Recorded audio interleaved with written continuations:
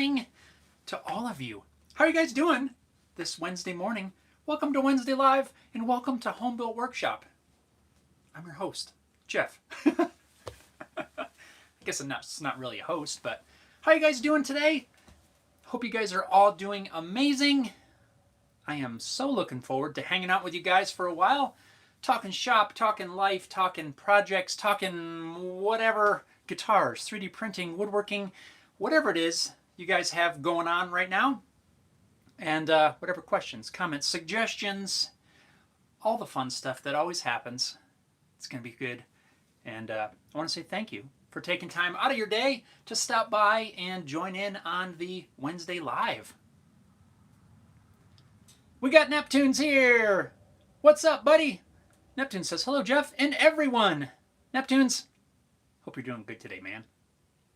Dastardly Dave's here. Sup, all? Sup, man? What's going on? Harry Dude, what's up? Hello, all. Man, what's going on, guys? Happy Wednesday morning. Except for Harry Dude, it's early Thursday morning. Very early Thursday morning, I believe. What's going on, everybody? Let's see. Manuel, hello from Ohio. What's going on? Donna's here. Donna says, hello, everybody. Man, right on, guys. Welcome, welcome. Neptune's tossing the link up there. Homebuiltworkshop.com. Yeah, check it out.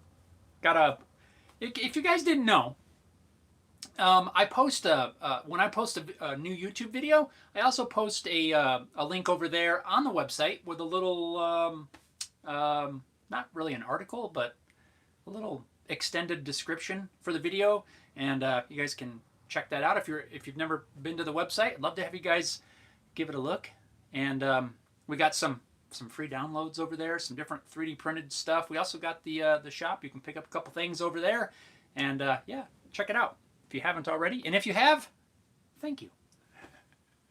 Hair Dude says, yep, 1 a.m. Thursday morning. I knew it. So let's see. Man, I got a bunch of stuff going on over here right now. The biggest one is the guitar neck that I'm working on for the bass. I am ready to start cutting fretboard slots, or fret slots. I got the truss rod channel and the carbon fiber rods all routed, ready to move on to the next step there. And whoa, almost threw it on the floor. Don't do that. I got fretboards. Yesterday went to my local hardwood dealer, JW Hardwoods, in Peyton, Colorado. Not sponsored or anything, but I love going out there, looking at what all they have out there, and got some nice rosewood here. This is Honduran rosewood, and got it milled up yesterday. I got a piece big enough. I think I'm going to get like 4 fretboards out of it, but I got 2 of them milled up and down to a 1/4 inch thickness, and we are ready to get this thing loaded to the jig. Loaded to the jig? Loaded in the jig, and start cutting fret slots. That's going to be my project for when we're done here. My hope is for today to get the fret slots cut and get this glued onto the neck. That's my goal for today, among a few other things, but that's my biggest goal. So it's coming along pretty good. I'm taking my time, going nice and slow with this, and you know, just to make sure that I don't somehow mess things up. Actually, I'm building kind of 2 of these instruments. One of them is one of them's going to be, I'm going to keep it, and I'm using that when I make all of my cuts first, just to test everything, because I don't want to mess up when I actually get to this build. So actually, hang on, I'll grab it.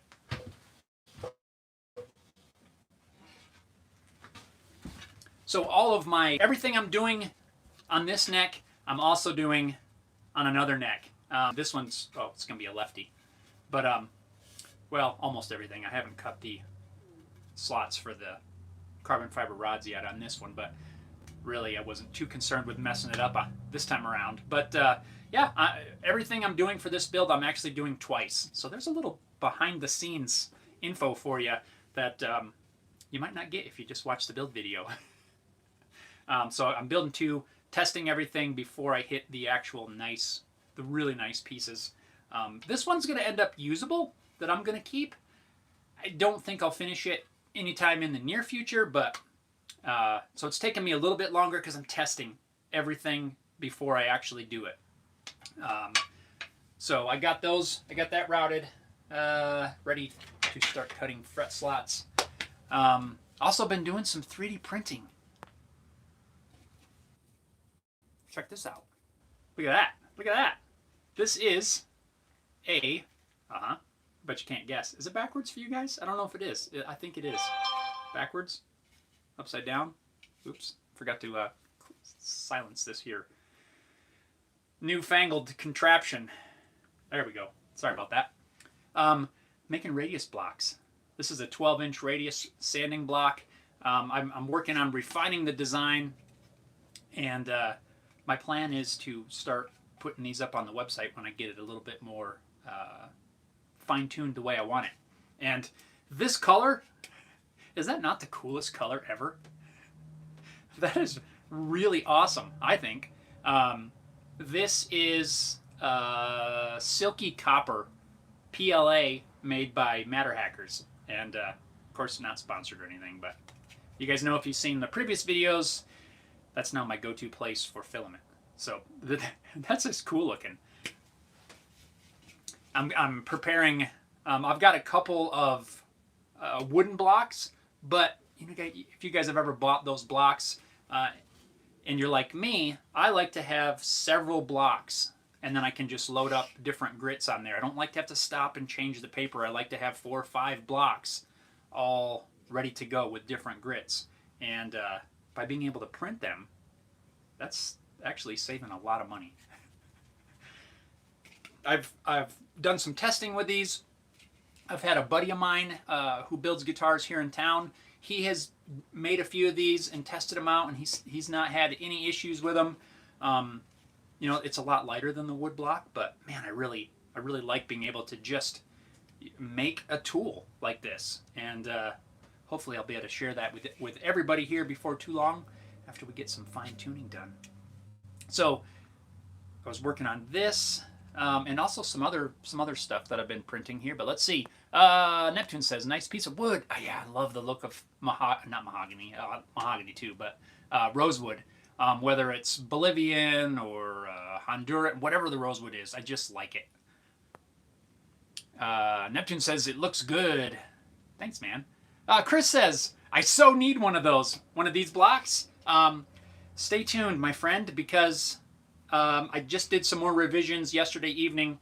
I'm going to print out another one of these and see if I need to make any more changes. The only thing, I was trying to put some text on the end, but I can't get it to print quite clearly. Originally I wanted the radius on both ends, and I also tried to put some Home Built Workshop on there. It doesn't come out as clean as I want it, so I've made a couple changes to see if it'll come out cleaner. I'm not quite sure. I might end up removing that, but I did recently add this on the top. I like that. I like to be able to just see what it is right when you grab it. I will probably offer, I might do some pre-printed ones, if somebody wanted to buy a pre-printed one, but I do think I will put the model up there. Yeah, I'm sure we'll have to do some sort of little charge or something for it, but yeah, it's coming soon. Coming soon. Neptune says, "I love the print quality." Man, I am impressed with how well this came out. I've never done any text like this. This is new. So basically what you have to do, you probably already know, but you have to create an offset plane and project that onto this surface. You can't just extrude it down in or it won't wrap around. I don't know if I'm explaining that right. But it's projected from an offset construction plane, and I forget the exact setting. I just learned how to do this a few days ago, and it worked awesome. And I love being able to have that in. So this thing prints, so no text here. It prints this way. So this is all printed, in that direction, and it came out great. I'm really happy with the way that it turned out. Harry Dude said, how long do they take to print? 14 hours. 14 something hours. It took a while. I've been feeling a lot more confident with my setup on the printer, and I've been okay letting things print overnight now. I'll start it in the evening so it has time to get started so I can make sure it's okay, and I've just been letting it run, and it's been working really good. Neptune says, I noticed the facets on the sanding surface, so he's talking about these. There's a way to smooth those out, but I forgot how. I'll look and try to find out how and let you know. Yeah, there are like little grooves. So yes, that would be awesome if you know a way to smooth that out. And I haven't played with any of that yet. I'm still working on the shape. There's a few things that I changed. Let me see if I can grab another one. So this is one that I did. This one didn't come out near as well. This is a 14-inch. This is an earlier version, and I like some of the contours in here as opposed to this one. So I've updated some of this on the new version. Of course, this one's a little bit rougher, but it doesn't have the radius into the top. Still works, and I've used it, but always room for improvement. But yeah, if there's a way to smooth that some, I definitely would be interested in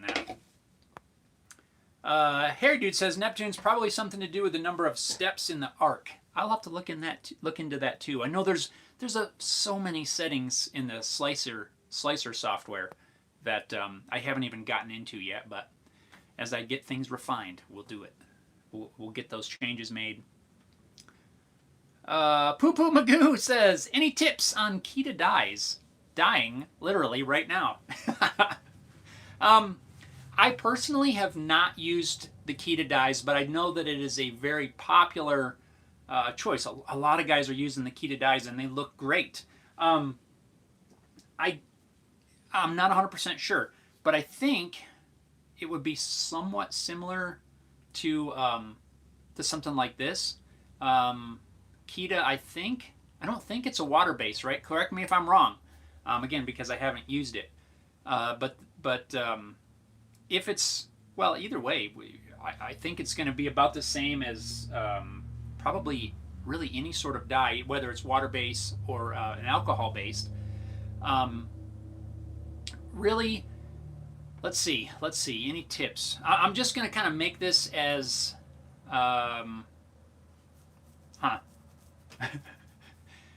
really about dyeing in general.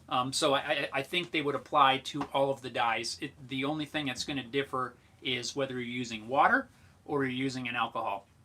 So if you can, first I'd say, obviously wear gloves, right? Because that stuff, man, you're going to be stained colors for weeks. And I know that for a fact because most of the time I don't have gloves. So I'm usually red or blue or green or whatever the color is.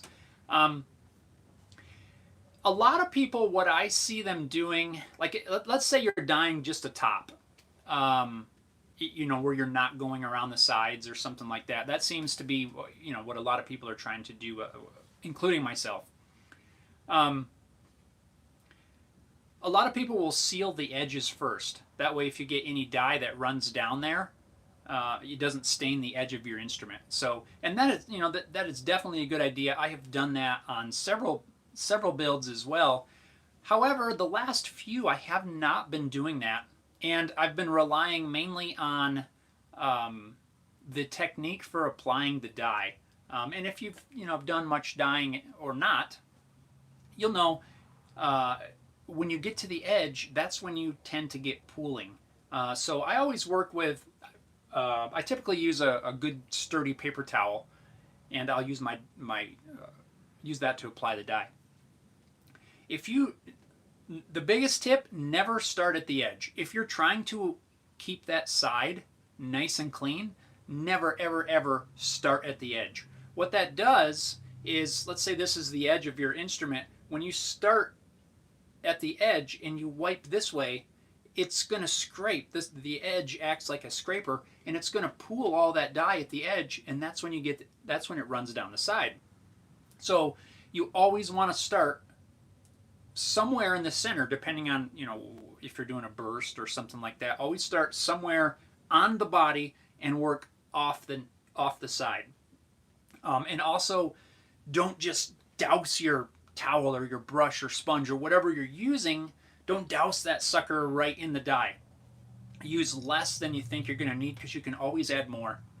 And you'll start working depending on the effect you're doing, or if you're doing a burst or a blend or something like that.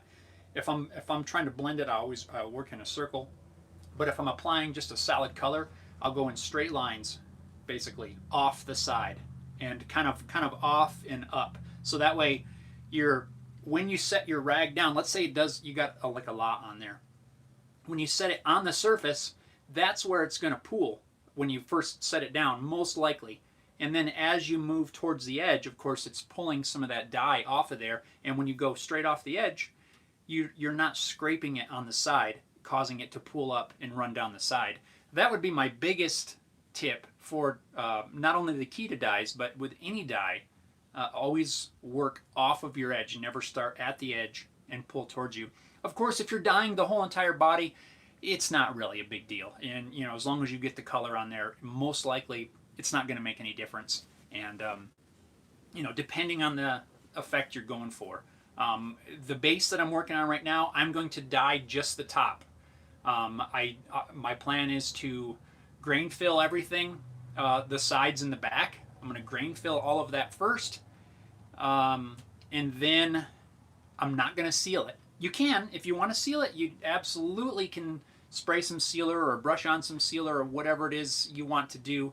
That will help and give you a little bit of kind of a safety net, right, if you get any dye that runs down the side. But my plan on this one is I'm not going to seal it. I will grain fill it first, and then I will just work off the center. So that would be my suggestion. The other thing, if you're going for a blend and you're trying to get a nice blend, you can use, let's say you get your color on there. Maybe you're doing, I'm just going to make something up, something kind of crazy. Maybe you're doing a red around the outside, and then a blue in the middle, right? So, and you want it to fade, so it would fade to red to purple to blue. Hey, that might actually look kind of cool. But anyway, so I would start with the red around the outside, carefully working your way around, swiping off the edge. Then, let's just for example, you went in with your blue. Of course, you're not going to be going to the edge because you don't want the blue on your edge. So then I would start, working that around in there. But let's say that once you got it all applied and it dries a little bit, and you start noticing maybe some harder lines between the red and the blue, and it didn't quite blend the way that you wanted it to. With water-based dye, and oil, not oil-based, alcohol-based dyes, if you take a paper towel and you dip it in water for a water-based dye, just lightly, just get it damp, squeeze out the excess. You can then use that clean towel to go back and start moving the color around until you get the fade that you want. And I really like how well you can move things around like that. It's really cool. And it doesn't hurt to have a sample piece too. So you can play around with stuff, see how things move around, see how your blend is going to go. Maybe the colors aren't going to blend the way you want it or something like that. But yeah, practice really, and just go slow and never wipe from the corner. That was kind of a long explanation, but hopefully that was helpful. Let's see here. Back to the comments. Neptune says it's actually something more simple than that for the facets. Oh, that's even better. Watch and Learn says, good morning, Jeff. What's up, man? How are things going in your world?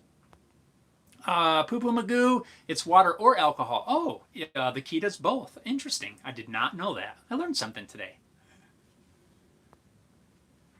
Harry Dude says, when I design anything circular, I put the facets at 60 or more to get it more rounded and less stepped. I got to play around with that just to see where that setting is. Like, it looks kind of cool, but you can feel little ridges in there. I think overall, once you start sanding, you apply some sticky back paper to this. I don't think it would affect anything at all, but it would be nice to be able to smooth that out for sure.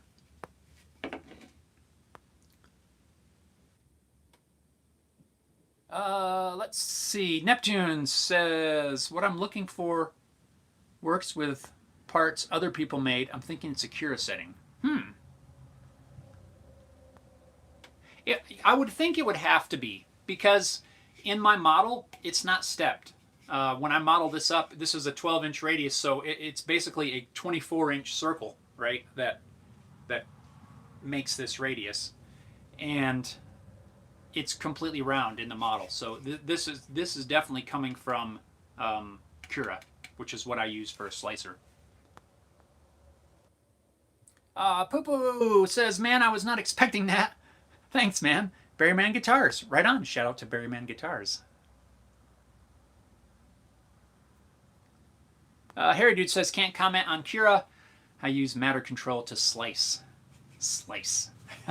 Always makes me think of pie. Let's see. Neptune says, I found it. It's a small program called Arc Welder. YouTube Makers Mashup talks about it. Here's the link. I will check it out. Arc Welder. Why? I feel like I've heard that before. That would be helpful for that.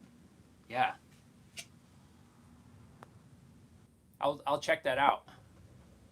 And I'm sure there's a setting in Cura that would help that. I'm thinking. I could be wrong, but I thought I saw some like slight layer shifting right there or something, but it's not. I don't think. I can't feel it. You can kind of see there's a line right there. Huh. That's why we test things a lot. Giovanni's here. Giovanni says, hi, Jeff. I passed right for a greeting. I'm working on a project and I have little free time. Well, Giovanni, I'm glad you stopped in. Hello, my friend. I hope things are going amazing over there in Italy.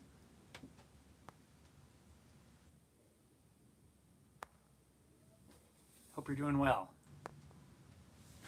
Right on. All right, so let's see. What else? I've also been doing a bunch of shop cleanup. In between stuff. Yeah. I've just been doing a lot of organization, trying to make better use of the little space that I have, and so far it's been working out. Of course, I've been printing out more drawer dividers just to use for some toolbox drawers. I'm gonna, these will go together, help me keep some stuff in some of the drawers organized. And I don't know why, everybody does spring cleaning, but for me, I think I get more done for the fall cleaning. Do you guys do fall cleaning? It's like once the cooler weather starts to set in, I start to thinking like, man, it's going to be cold soon, and I'm going to be, needing to have heat going in here, and I'm like, I better get the place cleaned up. And then it just spirals, and I start into this big cleanup session.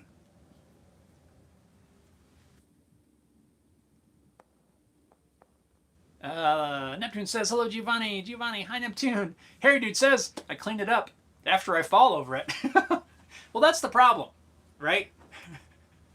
When I trip over something in here, I'm not just going to land on the floor. I'm going to like smash into stuff, knock a drill press over on me.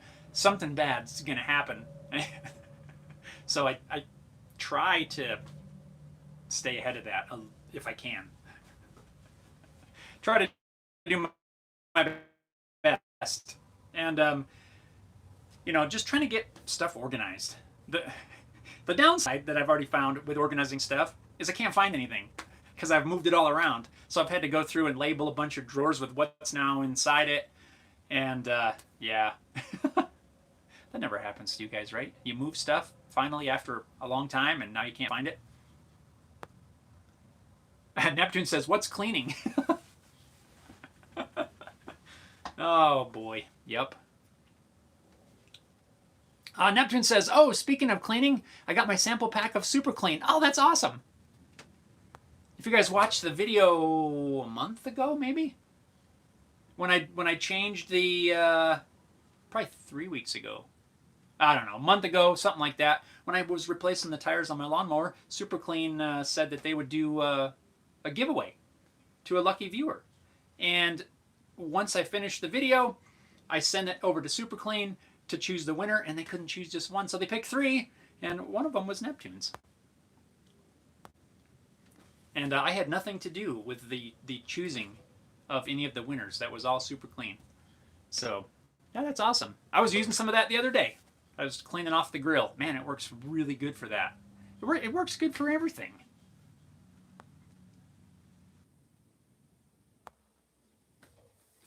Oh man, I should have taken it off. This weekend is another project that I've been working on. If you guys saw the video where I built the body and the bandsaw was just like spewing dust all over the place, I designed and 3D printed, again, a dust port that goes up underneath there so I can connect another shop vac hose to it. And it seems to work, as long as I run both.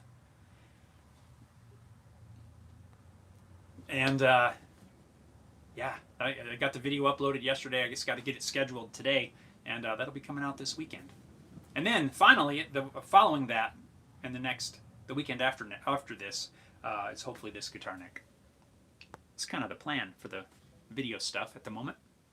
Poo Poo Magoo, going with the red to blue fade. The key to dye is a powder. Oh, you know, I did not know that. For some reason I thought it was like a liquid in a bottle or something. Oh, interesting. So it's probably very similar to the Trans Fast water-soluble dyes that I typically use. Yeah. So whatever medium you decide to use, if you just use a clean cloth with that, you know, dampened with either the water or the alcohol, you can use that to move things around.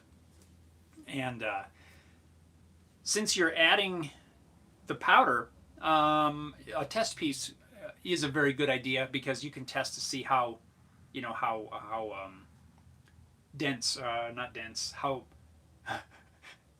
thick the color is. You know, if you put like a drop of red, it's going to be just really light. But if you put a lot of red, it's going to be really red. And that's the kind of reds that I like, the really reds. And test pieces are very good for determining that. Yeah, so if you're doing the red to blue fade, yeah, the red around the outside edge, and then the blue in the middle, and then, you know, use like a swirly pattern between where the red, you know, this, let's say this is the red and this is your blue, you're going to have somewhat of a line there. And if you use that kind of a circular motion with a clean cloth, clean dampened cloth, where as you go in circles around there, you're going to sort of pull some of the red into the blue and wipe some of the blue into the red. And based on my experience with doing that, it works really good to get a dye or to get a good fade. And then at the very end, so you put your red and then your blue, you fade it, and then at maybe the outside edge you want a little lighter or a little darker red, and just go back around carefully with some red and wipe in a little darker. It's going to be awesome. You got this.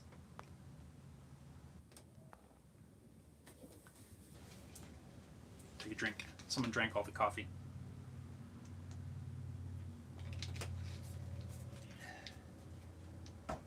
All right. So, what I want to know is, what are you guys working on today? We know Poo Poo Magoo's working on doing some dyeing of the color sort. Not the other kind. Not allowed. But what are you guys working on? What kind of projects do you have going on? Do you guys have any sort of troubles or something that's maybe stumping you now? Maybe we can kind of help brainstorm some issues that maybe you're having with a project. Could be even something as simple as trying to get the lines out of your radius sanding block.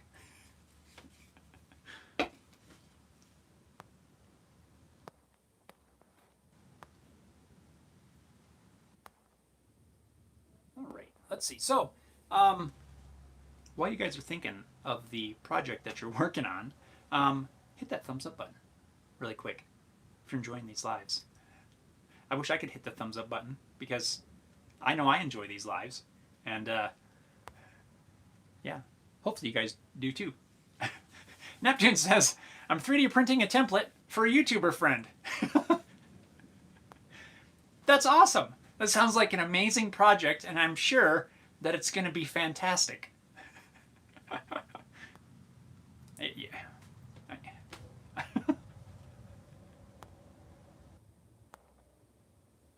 And I'm sure that the bass guitar that YouTuber person is building is going to be awesome. Poo Magoo says, die before binding or binding before die? Binding before die. Let me think that through. Yes, binding before die. Let me back up. Binding after die sounds easier, right? If without thinking the whole process through, because it's going to clean up your edge, right? And then you put the binding on. The problem, I'm thinking this through while we're here. The problem I think you'll run into if you try to do the binding afterwards, although it seems like it would be easier because you don't have to worry about getting dye on the binding. Once you glue that on there, it's going to be tricky to scrape. Well, you're going to have to scrape it anyway. I almost think that I would do it before the binding. I think I'd route the binding channel. I think I would glue the binding on with whatever method you're going to use, depending on what kind of binding it is. And then you have to scrape the binding. So I'm thinking through that process right now. I've not done binding with a dyed top because usually when I'm dyeing the top, I'm going to do like a faux binding, like a actual wood, the wood binding. I think I'd bind it first. Scrape it down. You could even leave the binding just a little bit proud. I don't think that would cause you an issue, like a teensiest bit, because once you apply the dye, you're going to have to scrape it to clean it off. You're going to have to scrape it either way.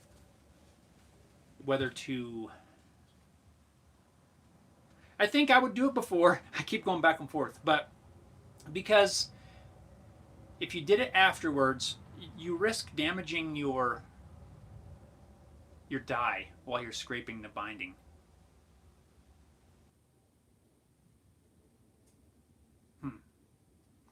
If you guys have any tips on that as well, feel free to weigh in. Again, I have not done that. I've done binding and I've done dye, but I've not done a dyed top with binding.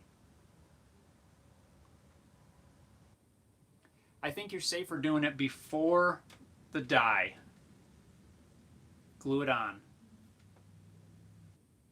Get it all scraped. Then dye it. Then you're going to have to go back and scrape the binding to make sure it's clean of dye.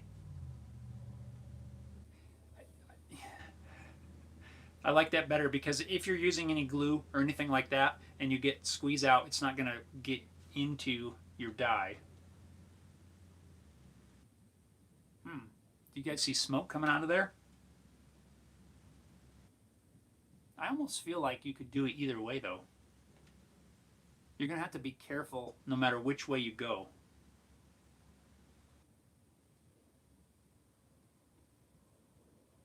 What if you route the binding channel, dye the top, then attach your binding? Huh. I'm honestly not 100% sure on the best process for that, to be completely honest with you, because I haven't done that specifically. So I'm trying to think through what issues you may encounter either way. That's something that I end up doing a lot. I spend way too much mental energy trying to overthink a process when most of the time I could just go through it and do you guys do that?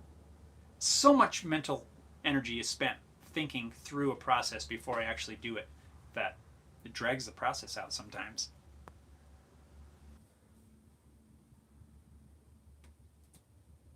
binding. I think I would do. I think I would dye it after the binding. I want to hear from you guys. Weigh in. I want to hear your tips for Poo Poo Magoo. What do you guys recommend? And Neptunes is laughing at me. Harry Dude says, I'm sitting here designing yet another router jig template to 3D print for pick guards. Awesome. Man, I love being able to create stuff like that. It's so cool. Being able to create a template to do a specific job, print it out, route whatever you need to, and it's so awesome. It's really, you know, to be able to make stuff like this and make bits and pieces to create something that you know, that would have been a lot harder maybe to make from wood or whatever. You're still spending the time doing the designing and stuff. Man, it's so handy. I am so glad that I got the printer, except now I really need a bigger one for some of the stuff that I want to do. Especially if you wait and see the dust port that I made this week, coming up this weekend. That was all in 3D printing. Spent a ton of time making it, but yeah, what a difference it makes on my little bandsaw.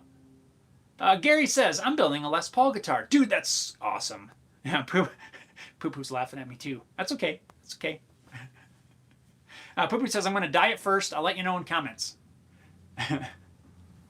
It's going to be fine. It's going to be fine. Either way, I see there's different things that you need to be careful about. I don't see where one is a dead, a hard yes or no. Either way, honestly. You just be careful routing when you route the binding channel. I don't know what kind of binding you're using, but just be careful with your glue application, and it's gonna be fine. It's gonna be fine either way. But I want to know. I want a full report when you get it done. Whether you can, you know, jump back into another live or comments or something, or shoot me an email. And Neptune says, "Good luck, Poo Poo. I'm crossing my fingers for you." I'm giving you 2 thumbs up. I'm saying it's gonna be good. Well, fingers crossed too, but it's gonna be fine. I need to try one though, so I have a better answer for you next time. Binding, you know, doing binding itself without dye on the top is super easy. If you guys have never done binding, it really is not. It's not at all scary.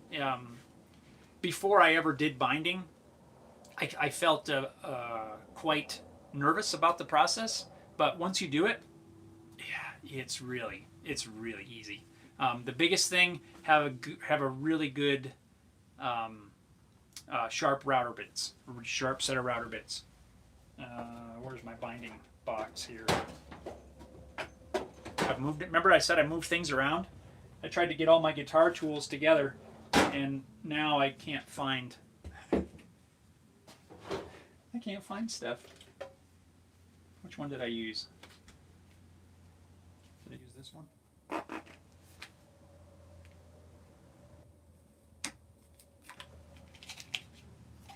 Yeah. Really good binding router bit. This one, I have links if you go back on the if you're in the market for one. I think I have links to this same bit set on the binding video I did 2 months ago, 3 months ago, earlier this year. I've got links to this one. This is a this is made by Amana. Not sponsored or anything, but it's a really good bit. It cuts super clean, nice and sharp. Always keep a good sharp bit, and it's gonna be amazing.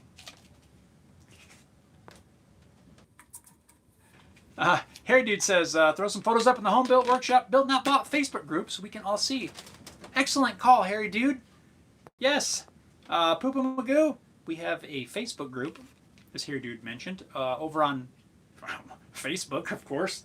It's called Built Not Bought. You can just, you know, do the quick sign up if you're not already a member, and just post it up there, and we'll all be able to check it out.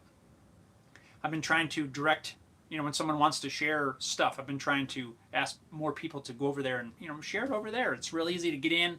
I just answer the couple questions, and yeah, you can just post things, ask questions, and yeah, always some good stuff going on over there. Poo says, okay, guys, they'll be under Chris Berryman on Facebook. Yeah, right on. There you go. Mike's here. Mike says, morning. Good morning, Mike. How are you this fine morning? The only thing that would make my morning a little bit better is if I had another cup of coffee. We are doing good around here, man. Neptune's, oh, there's the link. Neptune's has got the link right there. Bam, to the group. Kapow. Oh, wait, that's not to the group. That's the page. And then you can click groups, I think, on the left side of the page. Yeah. Or just go to groups and search Home Built Workshop Built Not Bought. It'll come up. Thanks, Neptune. Appreciate it, man.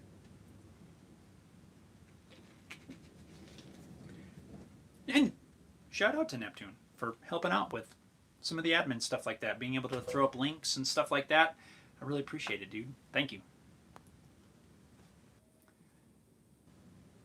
All right, what were we talking about? Oh, yeah, the router binding stuff. Oh, it's cool.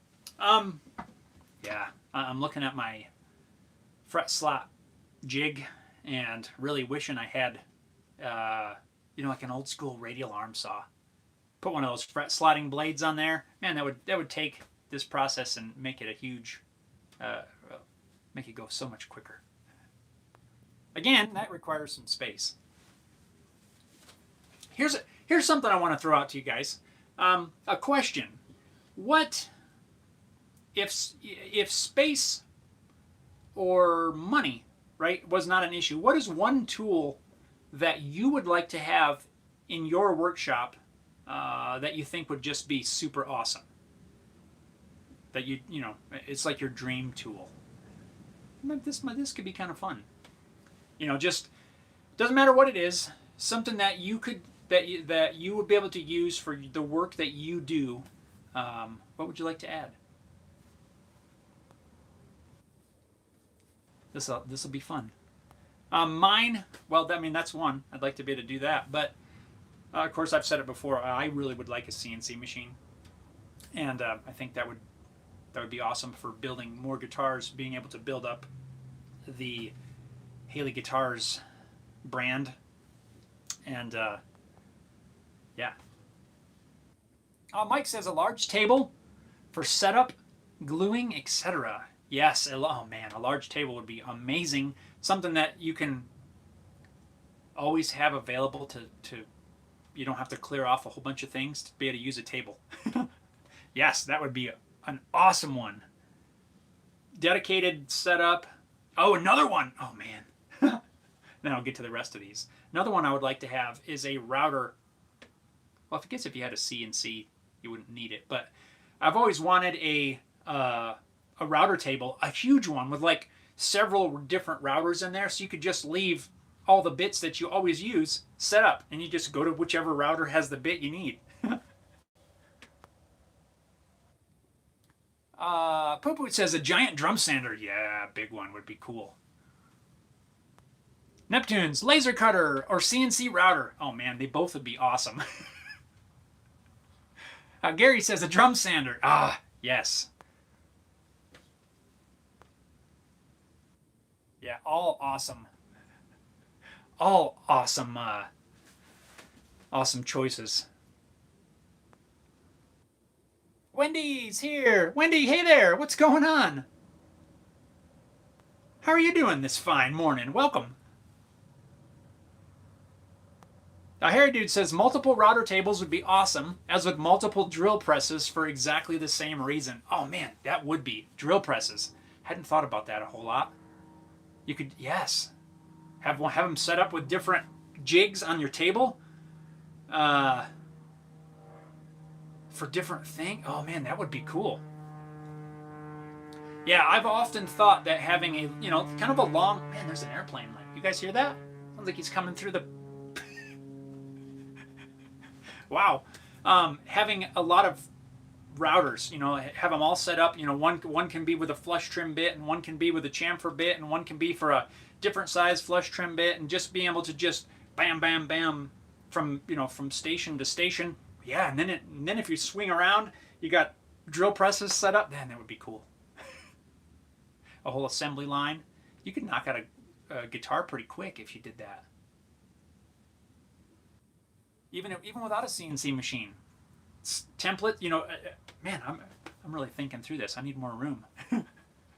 Right at the first, you'd have all your templates with your tape and everything, and you stick your template, and then you go to the router. No, then you go to the bandsaw. Then you go to the router. Then you go to the next router. Then you go to the drill press and the drill press and the drill. Man, that would be cool. You like blaze through a build in no time. And somewhere in there, have a saw for cutting fret slots. Yeah, that would be cool. It's fun to dream of stuff like that, right? Gives us a goal though. It gives us a goal to work for, to be able to get to, to move, to be able to progress more to that type of efficiency. Wendy says, sweeping the dust up. I did a little bit of that yesterday, sweeping the dust up. Ooh. We got fretboards. Ready to start cutting some fret slots this afternoon, or when we're done here. It's going to be cool. It smells good too. Had to clean up the dust from all that. Mike says, regarding tools, a full-size drill press. That would be good too. Mine's just a bench top. Mike says the CNC metal lathe. Oh man, I love working on a lathe. I haven't done that since I used to work in town. Ah man, you guys have some awesome ideas. Harry Dude says, I'm constantly changing drill bits and router bits. I can use up to 3 router bits per guard, sometimes 4 or 5 drill bits. Time consuming. Yeah. Yep. And that's exactly why I would like to be able to have some sort of multiple router setups. For that exact reason. Routing a body, even handheld routers. I want a separate router for every single one. So that I don't have to stop and change out a bit. I can just, I need to route the truss rod channel. Here's one with a 1/4 inch. I need to route the carbon fiber channels. Here's one with an 1/8 inch bit. Here's one with a longer template bit. Here's one with a shorter template. Could you imagine how many routers that would take? Mike says a bandsaw. How did I forget about that? Yeah, a bandsaw. Yeah. How did you forget about that? Neptune says, I like the Panther router, but I wouldn't use it much. I've never used one. I've seen them, and they look cool for very specific applications based on the little bit that I know about them. I don't know what all you could do with it. I'm sure there's a lot more than that I'm aware of, but I don't know anybody that has one, and I don't know only what I've seen in different YouTube videos, and I've only seen them really used for loose mortise and tenon kind of things. But I don't know. I'm sure there's cool stuff you can do with them. I don't think I'd use it much either, but I could be wrong. Now Wendy says, Bolivian goodness. Yes. Yes, it is. Let's see. Scroll back up here a minute. Nope, I thought I missed some of the comments. But let's see. Wendy, I want to show you this. Here's my neck for the base. We got truss rod channel and carbon fiber rods. Ready. It needs a fretboard. And soon. My goal for today is to get the fret slots cut and get that sucker glued on. I don't see any issue, but you never know. Neptune says finger joints. Finger joints with a Panther router? I could see that. Yeah. Like I said, there's probably a million other things you could do with it. Just, I don't have any, I'm knocking into stuff. I don't have any experience or really even a whole lot of knowledge on those, but they do seem like it could be kind of cool. But yeah, you guys have awesome choices. And a lot of times, you guys know that I have I don't really have much for room. Like, some of you guys also work in pretty small space too. I spend a lot of time kind of just sitting. Not a lot of time, but just looking around, trying to figure out what can I move around. What could I rearrange so that I could get more room to set up things like a dedicated router table that's always set up. And I'm going to move you around here for a second. I keep going back. It's going to be a mess. You're going to see it. My tables. This table right here. I keep going back to, and you guys let me know. I'll be back to visit with you in a moment. I keep thinking I could take this table, put a router lift right here in this that I could always have underneath. Maybe even two. I don't know. But that's something that I'm always looking at. The problem is, that's like the only real table that I have, and it's always piled up with stuff like you can see it, like it is right now. But that's one area that I keep looking at in here, because I can get to underneath it. It's about the only area I can get to underneath, to put a router, to throw a lift in there, and have a table. The problem is I wouldn't be able to leave the bit in there all the time.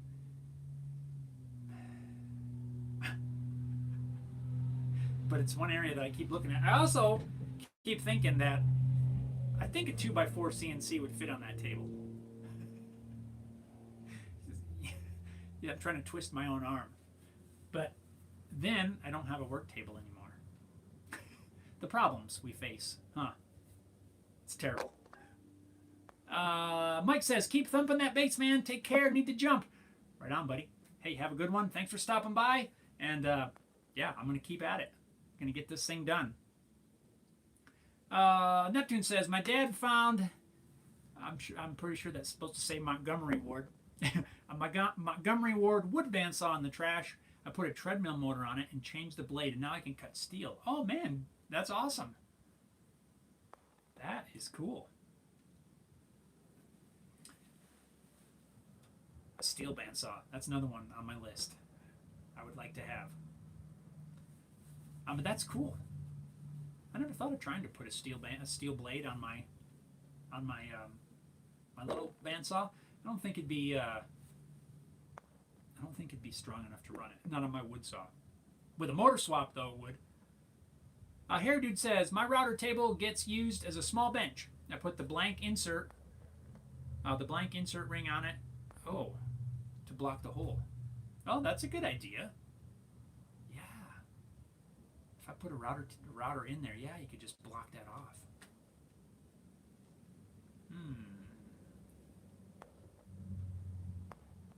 Mike says, I have to keep moving my tools and equipment out into the driveway. Ugh. Well, I'm not above that either, my friend. I try to arrange stuff so that I have to do that as little as possible because, it does take some time.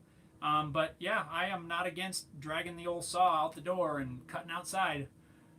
I'll do sanding. I'll do some sanding outside. I'll try to do, a fair bit of stuff outside, really. Nothing wrong with it. It's just, here comes that plane again. Holy cow. Wow, man. I don't live very far from a little local airport. They run I don't know what all they run, Cessnas and, smaller planes. But sometimes, man, those things sound like they're coming through the window.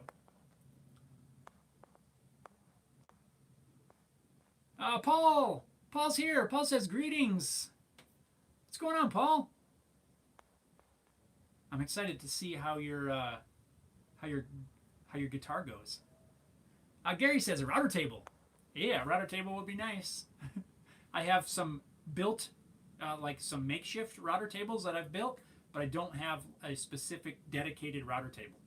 And that's why I keep thinking, this table, I want to add, maybe. Wendy says, space is always an issue. Yeah, it is. Even if you have a giant shop, it can always be an issue. Paul says, most wood bandsaws run too fast for cutting steel. Yes, I 100% agree with you. We were talking about modifying one, And if you added a speed control or something like that, you might be able to do it. Oh, Rick's here. Rick says, "What's up? What's going on, Rick? How are you doing this fine morning? What do you got going on?" Neptune says, "The treadmill motor has speed." Yeah. I'm not sure timing wise, but Paul Neptune says it took one and put a treadmill motor on it, so he's got the controls and everything, so he can slow it down and cut metal, which is pretty awesome. I love being able to take tools. I love seeing stuff like that people have taken, done modifications to like that. Putting a treadmill motor and now it's adjustable, and now it runs the bandsaw. Or another one that I've seen for treadmill motors is people use them to build a 2x72 belt grinder, something like what I built several years ago. They use a treadmill motor so you can have the speed and all that sort of stuff. I love seeing the stuff that you guys build, and from taking an old something to turning it into a really new awesome machine. Rick says, "Having coffee." Man, I'm jealous now. Somebody drank all my coffee. Neptune's a treadmill motor, controls the speed controls, or has speed controls. Yeah, that's what I was. Yeah. Paul says, "That's pretty awesome." Yeah, that's pretty neat. I've thought about trying to do a motor swap on mine. Mine's just a little 10-inch bandsaw, a little benchtop unit. It works pretty decent, aside from the dust collection, which we're fixing in this week's upcoming video. But I have bogged it down. It is possible to bog it down without a ton of effort, and I've thought about trying to give it some sort of a repower. I probably break blades more often then, though. The thing likes to eat blades. Neptune says, "My cat was walking on my keyboard, so it messed up my comments." I was wondering why I saw all that retracted. Wendy says, "Treadmills are almost free on Craigslist. Most hang the laundry on them." I have seen a lot of them on Craigslist, and I know several people that have picked them up that way as well. And there's some cool stuff that I've seen people do. Taking the guts out of there and adapting them to some other things. It's pretty cool. But yeah, hit up your local classifieds, Craigslist or Facebook Marketplace or whatever you have in your area. You can find some cool old stuff. A lot of times, even in the free section, I'll browse the free section, and you can get some pretty cool stuff. You might find old discarded machines, or you might find wood, or whatever, all kinds of stuff in there. Pretty cool. Oh yeah, there you go. Neptune says, "I ended up getting 4 free treadmills on my local ads." Bam! There you go. Perfect example. 4 of them, dude. That's a lot.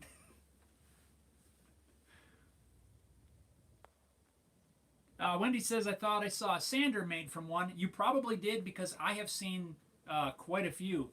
People will use them to run I've seen several sanders. 2x72 belt grinders. Man, you could build like a big, almost like a wide belt sander. I'm getting ideas. I don't have anywhere to put anything else yet. Yeah, that'd be cool. Because think about this for a second. I'm going to give you guys, I'm going to brainstorm with you for a moment before we wrap this live up. So it's got the motor, right? And it's running that big roller for your treadmill. What's that? What's it got to be? I don't know. It's got to be at least 24 inches wide, at least, maybe more. So it's got a roller. You power that roller, man, you could make a 24-inch wide sander. If we stood it up on edge, it'd be like a giant edge sander. I don't know what you'd need 24 inches for, but you could, cut it down. Have a nice edge sander. You can buy them in the stores, but how much cooler is it to build one? It already has the roller. I imagine if you just use the one that's there, it's got a tensioner on the back. Man, it might even already be a sander. I think it is. It's got to have a tensioner to keep the treadmill thingy on there. Why couldn't you take the treadmill platform or treadmill belt off and put a sanding belt on it? I'll bet you could. Somebody's had to have done that. Let's just get treadmills and turn them all into sanders.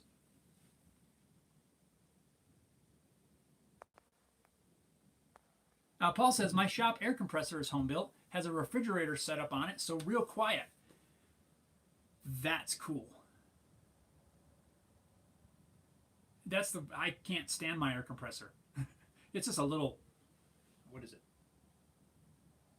10 gallon? 5 gallon? I don't know. But it's loud as heck. And yeah, refrigerator motor with a refrigerator compressor. That would be cool. Huh. I like that. I like that idea. Man, you guys have awesome ideas. Now I want to build way more machines. The air compressor would be cool. Neptune says the only problem is that the controls, power supply that come with them can't handle a lot of load. I burned up one controller. That makes sense. I can see that. Hair dude.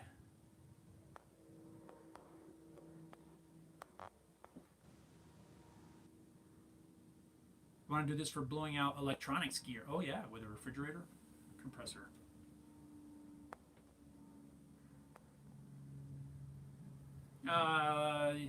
Lots of videos on YouTube. Yeah, I think I've seen that. Gary says I like to build my own tools. Yes, man, I do too. And I don't really know anybody that doesn't. Those of us that like to make stuff, right? Whether it's wood or pretty much anything, I think we can all appreciate when you can build your own tool for something. Still, the one that I'm still most happy with that I've done is my 2x72 belt grinder. I have yet to make a knife with it. That was my intention, to try to make some knives and things. Man, I use it for so many other things now. Sanding wood, sanding this, that, grinding away. Yeah, man, it's such a handy tool. And I feel like anybody who makes stuff should have one. A homemade one, especially. Neptune's, to Paul says, do you have a problem with oil in the air? Are they an oil? That's a dry compressor, aren't they? It uses, I think the oil would only come from the coolant stuff, like a vehicle air conditioner. I don't think the pump itself doesn't have oil in the system. I could be wrong on that. The motor might, but I think the lines are dry. The oil is going to be in the refrigerant side. I think. Don't quote me on that. I'm not 100% sure. I am not an air conditioner technician. I've recharged a few and repaired them a few times, but I am not an official repair person.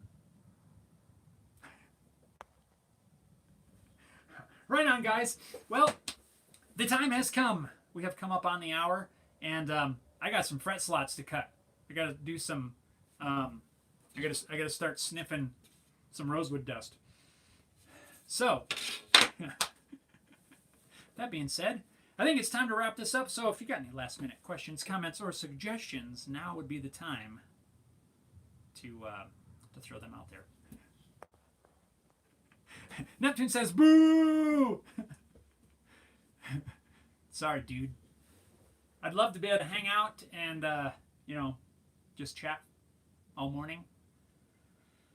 But yeah. Otherwise, I'm gonna have to get someone else to cut these fret slots. I'm gonna have to. I don't know. They're not gonna cut themselves, and that's not gonna get my bass down anytime soon if I don't. But if somebody's got something you want to chat about at the last minute, I'm down for a few more minutes. So it's up to you. What time is it? Anyway, oh yeah, we're a little after. But that's okay. It's okay. It's all right. Yeah. Gary says, speak soon. Yes, sir. That's it. Speak soon or forever hold your peace. I got to get to work. And guys, thank you so much for taking some time out of your busy day to hang out and visit with everybody. Always my pleasure to hang out with you guys. And like I said, be on the lookout this weekend for my little bandsaw dust port improvement. And then next week we'll be back to the guitar build. I had to take this time to try to improve this bandsaw because dust was everywhere and I was tired of it. Remember I said I've been cleaning? Coming out this Saturday on YouTube. Stay tuned, guys. Thank you so much. I appreciate each and every one of you guys for hanging out, and look forward to these every single time. So Neptune says take it easy until next time. Harry Dude says cheers, stay well. Neptune says go to bed, Harry.